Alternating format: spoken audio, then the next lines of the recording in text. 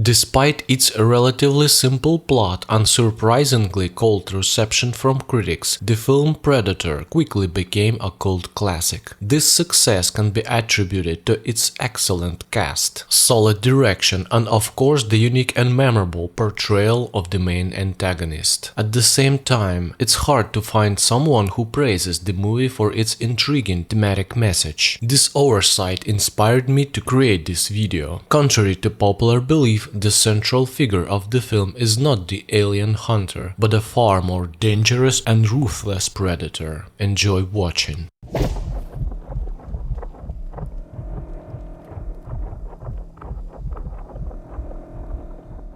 The events of the film take place in vast equatorial jungle in South America, an untouched corner of primeval nature. The place teeming with predators of all kinds, sizes and shapes. Hunting in these lands never stops for even a moment. The movie begins with the arrival of the predator, followed by our main character. The editing intentionally merges these arrivals, making the helicopter's descent appear like the very spaceship entering the atmosphere. We are introduced to Alan Dutch Schaefer, the leader of a mercenary team. Notice the reaction of the locals to his arrival.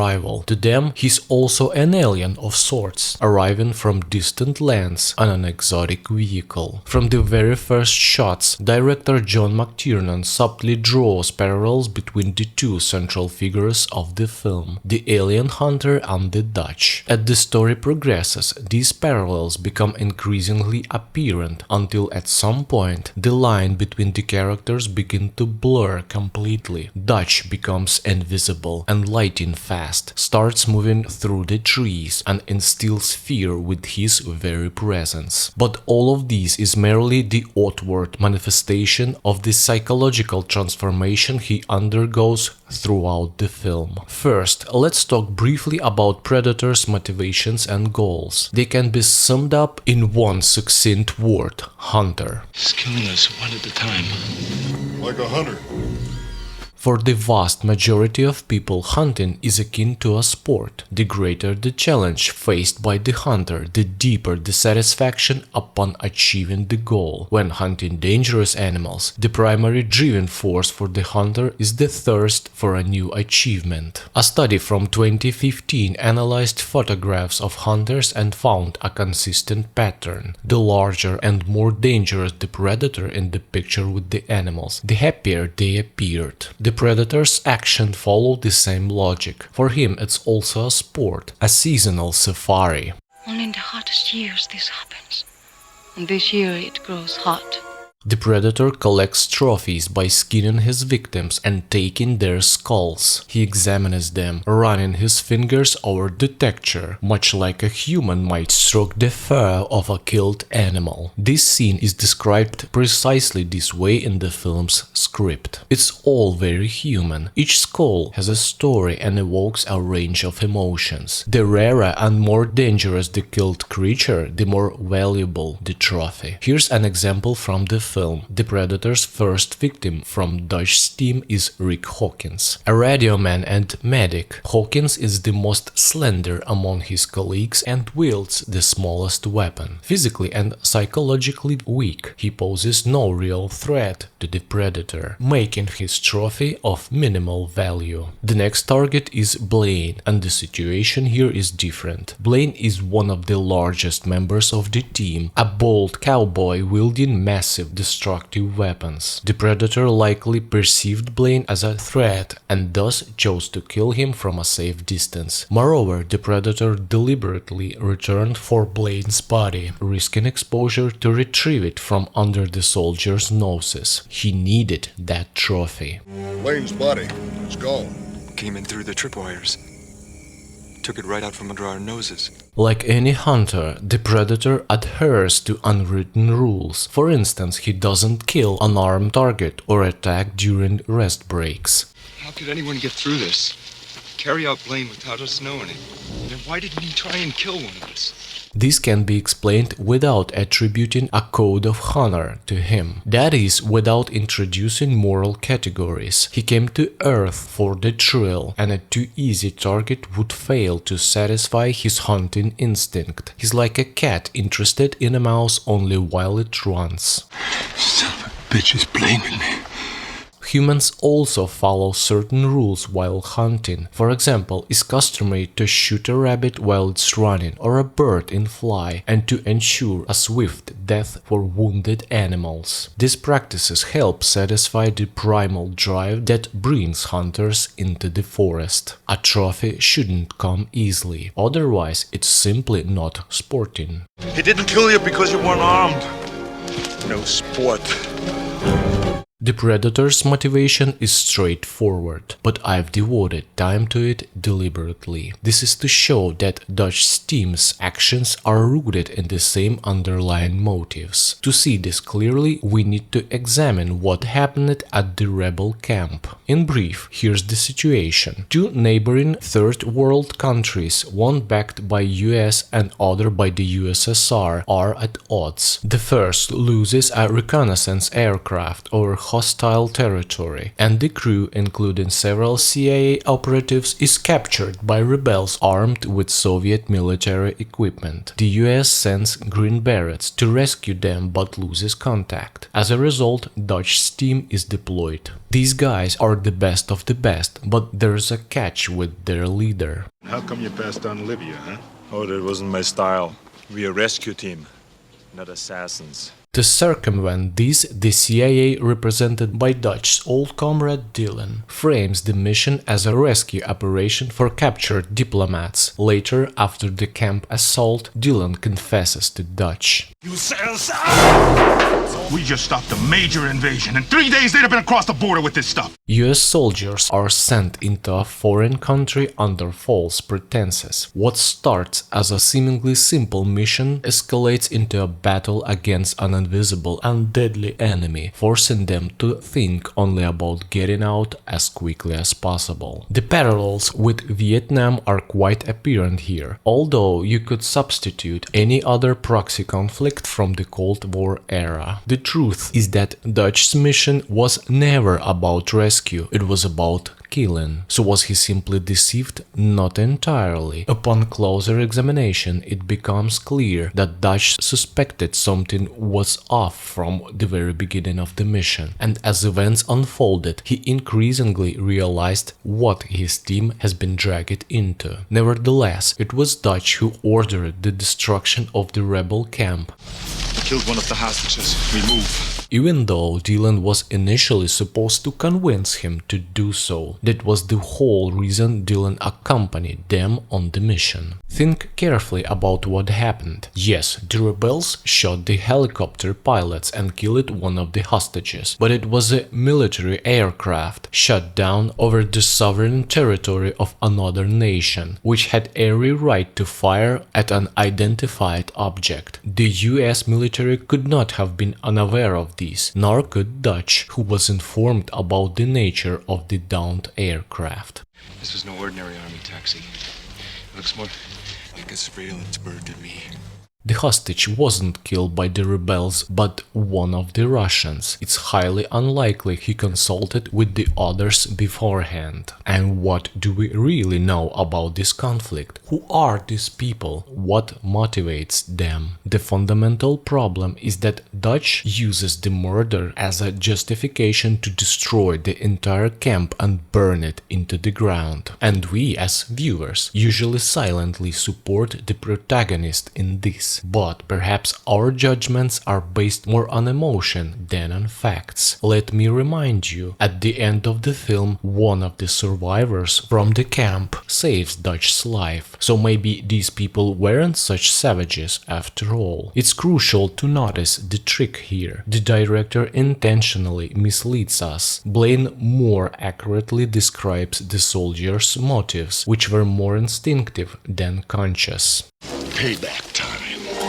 If the hostages were already dead at the time of the attack, the rescue mission was doomed to fail from the start. The village was destroyed on Dutch's orders purely out of revenge, solely to satisfy his inner primal instincts. The Predator was nearby, watching the massacre unfold. Unlike Dutch and us, the audience, it had an unclouded perspective, uninfluenced by politics or fleeting emotions. The Predator accurately identified who these men were. They used camouflage and stealth. They moved quickly and unseen. They killed their enemies one by one, catching them off guard. Their skills far exceeded that of their opponents. They seemed almost invulnerable to the enemy's weapons. They took trophies in the form of documents and a hostage, and perhaps most importantly, they enjoyed the process. The Predator saw hunters and prey, hunters like itself, and these strange creatures were undoubtedly skilled at what they did. Perhaps the deadliest animals it had ever encountered in its hunting career. Most of them would make excellent trophies. The decision to begin the hunt was made immediately.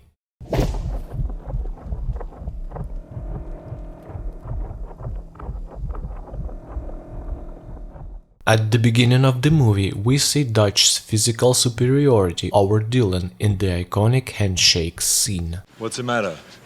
The CIA got you pushing too many pencils? This immediately prompts the question, why does the director focus our attention on this detail? After all, these guys are soldiers, for whom muscle mass isn't the decisive factor. But here the size of the biceps highlights a key internal difference between Dylan and Dutch. And it's not just about testosterone level, which influence muscle mass, body hair and aggression. On rewatching the film, you start to notice a series of traits in the character's behavior, especially in Dutch. This manifests in how he communicates, observes, gathers intelligence about the enemy and acts in combat situations. He sensed something was wrong from the very start of the mission. Even during the briefing, he was the first in the team to feel the Predator's presence. All key observations about the enemy came from him.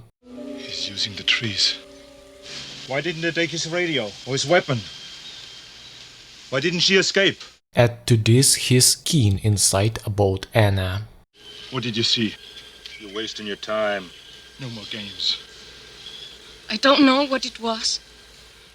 How did Dutch know that hostage could speak English? Most likely, even he couldn't explain it. Dutch simply felt it. Acting purely on instinct, he grabbed her, looked her in the eyes, and compelled her to tell the truth. This movie is packed with such moments. Pancho repeatedly reacts to unseen threats. Hawkins catches a thrown object while looking in a completely different direction. And of course there's Billy, whose uncanny intuition shines throughout the film. By contrast, you won't find anything like this in Dylan's behavior. In fact, it seems as though he's entirely devoid of such superpowers. Moreover, for some reason, everyone around him treats him with disdain, even though he's technically in charge of the operation. Blaine makes his opinion of Dylan blatantly clear, so does Pancho. Maybe you better put her on a leash, Agent Man. Even Mac doesn't hold back. I don't care who you are back in the world. You give up position one more time, I'll bleed you. The problem is that people like Dylan reveal their position, fail to sense danger even when it's near, remain oblivious to the surroundings, and fail to recognize when they are being played. Dylan once fought alongside Dutch, shoulder to shoulder, but over time he lost not just his arm wrestling skills but also his hunter's instinct. And the soldiers around him, in some inexplicable way, sense this. A recurring theme theme in the film is the idea that each of us possesses a kind of sixth sense. This allows us to detect threats, perceive lies, and notice minute details in our environment. Billy's hunting intuition, for example, is merely the result of analyzing tiny changes in his surroundings. This process occurs outside of conscious thoughts, which is why Billy feels the threat but cannot pinpoint its source. This isn't a skill acquired through deliberate training. It's an innate trait passed down from our hunter-gatherer ancestors. If we spend too much time pushing pencils in the office, like Dylan, this instinct will naturally fade. Muscles here symbolize more than masculinity. They represent the primal core within each of us, the predator lying dormant, waiting for its moment to awaken, break free, and begin the hunt. Dutch didn't survive because he had the biggest biceps or was the manliest of the team. He was the best hunter among them. His intuition was remarkably sharp, and most importantly, he trusted it. This allowed him to overcome his fear, impose his own rules on the game, and transform from prey into predator. Physical fitness in modern life is almost irrelevant, but at the dawn of human civilization, the situation was different. Back then, people had to engage in hand-to-hand combat with heavy weapons or create traps for massive beasts. Now we will briefly go through all the predator's skills to fully understand what makes Dutch far superior to his colleagues. The first victim, Hawkins, a radio operator, a medic, a man who wears glasses and loves to read books. Not exactly a description of a hunter, is it? He cannot even handle the trophy girl. He feels somewhat disconnected from the rest of the team and constantly tries to amuse Billy with crude jokes, hoping to earn a couple of reputation points. You won't hear a single useful piece of advice or observation from him throughout the film. As with Blaine, he's overly obsessed with looking cool in front of others. Bunch of slap-jawed faggots around here. This stuff will make you a goddamn sexual tyrannosaurus, just like me. He sees himself as a large predator, but Blaine has seemingly adopted only the aggression, size, and clumsiness from it. Unlike the previous one, Poncho begins to show attentiveness. How could anyone get through this? Carry out Blaine without us knowing it? And then why didn't he try and kill one of us? But at the same time, upon discovering the soldiers' bodies, he gets seriously scared. In the first skirmish with the predator, he hesitated and failed to dodge a large branch, resulting in injury. Before his death, Poncho was frightened, and his hands trembled with fear. At that moment he lost. As soon as you begin to feel fear, you turn from hunter into prey and start thinking about running away rather than killing. Mac was also psychologically broken. Facing something he couldn't explain, Mac panicked and started shooting, unable to stop in time. He drank alcohol with Blaine, which also didn't help his clarity of mind. Mac became so focused on external stimuli that he completely detached from his own feelings and intuition. Mac. Mac, look at me. Better get on the radio. Mac. Sergeant. Sergeant? Sergeant. Sergeant! At some point, Max starts seeing the enemy everywhere, even where it isn't, and in his paranoia kills a wild boar. He begins talking to his deceased comrade, looking at the moon and humming the song they listened to when flying out on the mission. Ultimately, he completely loses touch with reality. Mac tells one of his combat stories and realizes that now he's been hunted, and under external pressure is simply losing his mind. As a result, he's completely ignores his own sensations, which is unacceptable for a hunter. The predator sneaks up on him at close range, outsmarting Mac in his own favorite game. Dylan outright denies reality. You saying that Blaine and Hawkins were killed by a fucking lizard? It's a bullshit psych job. There's 2 or 3 men out there at the most. Fucking lizard. He's losing his cool. There's nothing but a couple of guys running around out there, and we gotta take him down. Confronted with the unknown, he chooses to see only what fits his beliefs, ignoring everything else. Dylan, of all the soldiers, was closest to the Predator's blood, but was unable to notice it. Unlike Anna, he was looking for human blood and couldn't accept the alternative until the very last moment. Even after the Predator revealed himself to him, Dylan still didn't see it properly. Only with Max's help did he manage to focus and view the situation clearly. Yeah. I see it. But alas, it was not enough. He didn't see the Predator right before his death. Ewan was standing right in front of him. The enemy gave him the last clue, but the soldier still proved too slow in his improvised cowboy duel. If Dylan chose to ignore reality, Billy went to the other extreme. He's undoubtedly a top-class hunter. His instincts are just as developed as Dutch's, but here's the big but. Look at how Billy reacts to the found bodies of Green Berets from which the skin was removed. He's more frightened than the others, yet Billy is one of those people who are hard to scare. You ain't afraid of no man. There's something out there waiting for us. And it ain't no man. He sensed the Predator's presence several times throughout the film, but the more confirmations he got that they were being hunted by something other than a human, the more pessimistic he became. Billy thought he was facing supernatural force beyond the reach of mere mortals, and therefore they were all doomed. His instincts played a cruel trick on him due to his prejudices and superstitions. Billy bravely accepted his fate, while buying some time for his friends.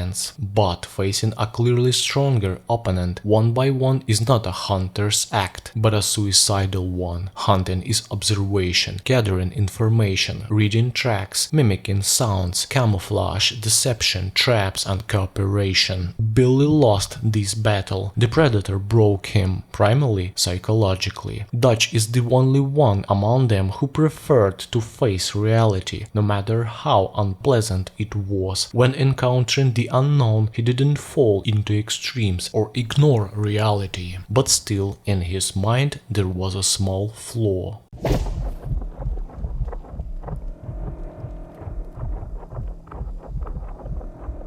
From the very beginning of the film, the director singles out the character Dutch from the rest of the team. He lights a cigar while sitting in the helicopter after his team has already disembarked. He arrives in a separate jeep for a meeting with the general. Later, as they head out on their mission, the team is laughing, chatting and joking, but Dutch remains out of sight, seemingly not sharing in the group's joy. And there's a reason for this. Oh, that wasn't my style.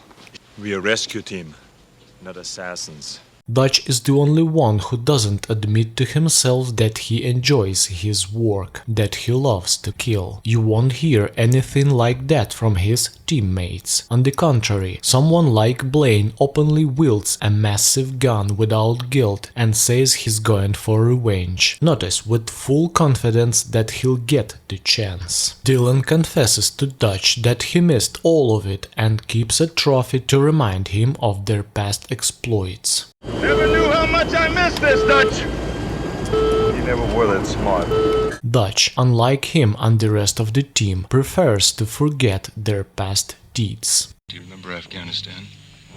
Trying to forget it. Come on. Dutch is the only one who doesn't acknowledge that seems obvious. They are mercenaries, paid primarily for killing, and they all enjoy what they do. Only Dutch feels uncomfortable living with these thoughts, forcing him to suppress and be ashamed of it. What happened to you, Dylan? You used to be somebody I could trust. I woke up. Why don't you? Within each of us lie the genes of our ancestors, whose hunting instincts we inherited. These instincts manifest in different ways, yet we all feel satisfaction when we follow their call. We may enjoy fishing or photography, observing nature, or hunting rare Pokemon. Sometimes, in special cases, something more is required, and then the need for real hunting arises, including hunting people. It took the director just a few few seconds to allow us to enjoy the act of killing alongside the heroes of the film without a shred of guilt. No wonder the image of the Predator is so captivating to us, although we feel similar emotion toward the humans in the film as well. Blaine with his gun evokes a thrill, and Dutch's toughness and physical form earn our respect. You're looking good, Dutch. At the same time, the Predator-prey dynamic is observed not only on a personal level but also globally. Whoever hit it stripped the shit out of it. Took him out with a heat seeker.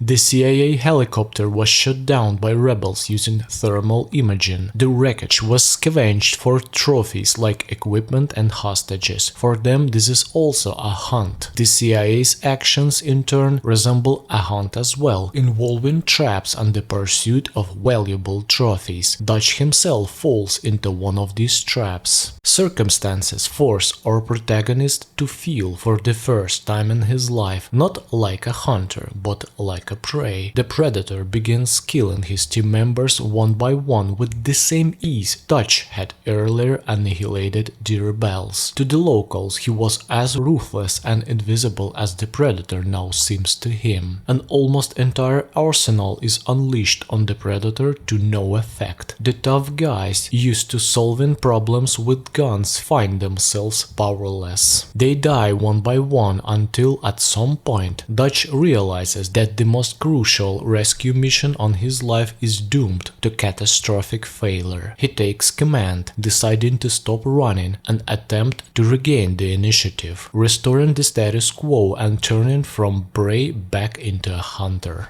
Dylan, we make a stand now, or there will be nobody left to go to the chopper. This yields result, but only temporarily. Each subsequent teammate's death provides Dutch with bit of knowledge about his opponent. The most crucial information comes when he stares death in the face. Dutch sees not a ghost, not a demon, but a living being in a mask with weaknesses. Its camouflage fails in water, and its vision cannot detect human heat through mud. Fear instantly retreats, replaced by hatred. Dutch could easily return to the helicopter, but he chooses revenge. Dutch is unbound by orders or obligations. He harbors no illusion about what he's doing or why. Like his opponent, the hero sheds his mask and decided to kill because it's what will bring him satisfaction. Dutch has no conventional weapon beyond a knife. He has no allies except the surroundings' nature. Yet even in this seemingly dire situation, he's not without the essential tools for hunting, camouflage, weapons or the ability to create traps. The Predator is a creature driven by its instincts. It hunts and kills because it brings pleasure. In this sense, it is a natural part of the environment, blending visually into it. Anna openly stated this idea. She says the jungle. It just came alive and took him. Throughout the film, the characters gradually strip themselves bare before nature, a process symbolized by shedding clothes. Everyone undergoes this, but Dutch is the only one who ultimately blends entirely with his surroundings, just like his opponent. He literally transforms into a primal human, a hunter guided solely by inner animal instincts, using only what has always been at the disposal of our ancestors. Here he is, a human stripped of social constructs and moral boundaries. From this point on, it is no longer a battle between hunter and prey, it's a duel between two equal beings, two hunters, both driven by the same desires to claim their opponent's head as a trophy. Dutch, as we know, proves stronger. He raises his weapon to finish his opponent but stops at the last moment to ask a single question to which he has no answer. What the hell are you? The Predator mirrors his words, reflecting his opponent.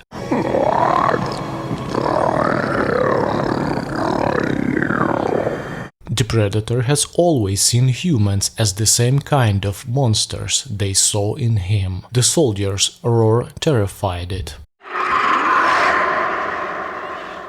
But the laughter of the humans was also terrifying to the Predator.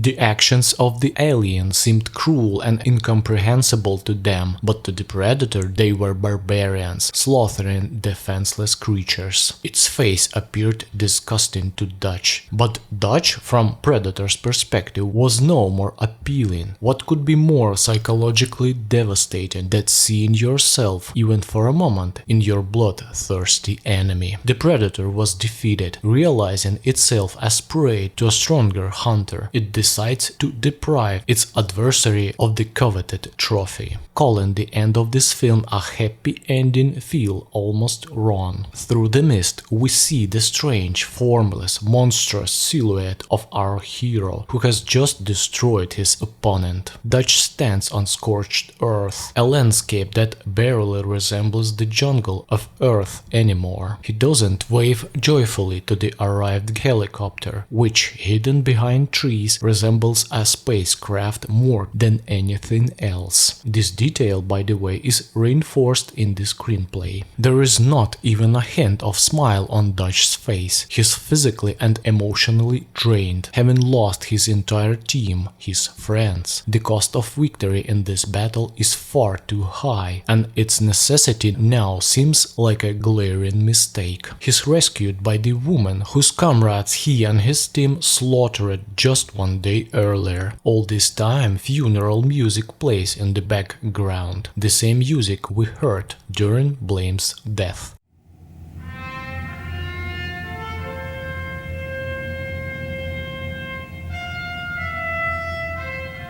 He was a good soldier.